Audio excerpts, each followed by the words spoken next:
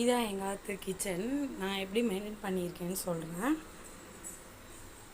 First இந்த மேல் rack ஃபுல்லாக எம்டி பாக்ஸஸ்லாம் வச்சுருக்கேன். இதெல்லாம் போட்டு வச்சுக்கலான்ட்டு. நெக்ஸ்ட் இது இந்த அஞ்சரை பொட்டி மாதிரி, அப்புறம் வெசல்ஸ்லாம் இங்கே ஆர்கனைஸ் பண்ணியிருக்கேன். அதுக்கப்புறம் இதில் சின்ன சின்ன கப்ஸ்லாம் போட்டு வச்சுருக்கேன். அப்புறம் இது வந்து ஆயில் ரேக் மாதிரி வச்சுருக்கேன். இதில் வந்து ஆயில்ஸ் எல்லாம் வச்சுக்கிறது, ஊறுகாய் வச்சுக்கிறது. அதுக்கப்புறம் இங்கே பார்த்தீங்கன்னா உப்பு ஜோடி ஒன்று வந்து கல் உப்பு, ஒன்று பொடி உப்பு அந்த மாதிரி வச்சுருக்கேன். இது வந்து குக்கிங் வினிகர். அதுக்கப்புறம் இண்டக்ஷன் ஸ்டவ், அதுக்கப்புறம் ஸ்டவ், ஆர்டினரி ஸ்டவ். அப்புறம் இங்கே வந்து எம்டியாக தான் வச்சுருக்கேன். இந்த பாக்ஸஸ்லாம் ஒன்றுத்தில் சாம்பார் பொடி அந்த மாதிரி வச்சுருக்கேன். அரிசி மாவு, இதெல்லாம் இடியாப்பம் மாவு, கோதுமை மாவு அந்த மாதிரி வச்சுருக்கேன். இது வந்து ஒரு கலெக்ஷன்ஸ் ஆஃப் பிளாஸ்டிக் பாக்ஸஸ்.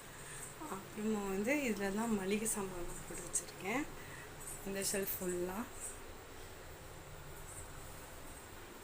அப்புறம் பார்த்தீங்கன்னா இப்படி ஷிங்க்கு, லிக்விட் ஆர்கனைசேஷன். அப்புறம் இங்கே எதிர்க்க வந்து குக் பண்ண ஃபுட்லாம் வச்சுக்கிறதுக்காக ஆர்கனைஸ் பண்ணி வச்சுருக்கேன்.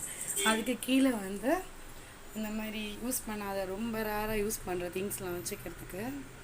அப்புறம் மிக்ஸி ஜார் ரொம்ப யூஸ் பண்ணாதது, அப்புறம் நைஃப்ஸ் எல்லாம், அப்புறம் ஸ்பூன்ஸ் எல்லாம் இந்த மாதிரி ஆர்கனைஸ் பண்ணியிருக்கேன். அப்புறம் மிக்ஸிஸ்க்கு வந்து டெய்லி யூஸிங் மிக்ஸி வந்து ஜார்லாம் இங்கே வச்சுருக்கேன். இதில் வந்து மசாலா திங்ஸ்லாம், மிளகாய் தூள், மஞ்சள் தூள் அந்த மாதிரிலாம் வச்சுருக்கேன். இதில் ஆர்கனைஸ் பண்ணி மசாலா சாமான்லாம். அப்புறம் கீழே வந்து சிலிண்டர்ஸு. அப்புறம் இந்த இடத்துல ஒரு ஷெல்ஃப் செட் பண்ணியிருக்கு. இதில் வந்து இந்த பாத்திரம்லாம் வச்சுருக்கு.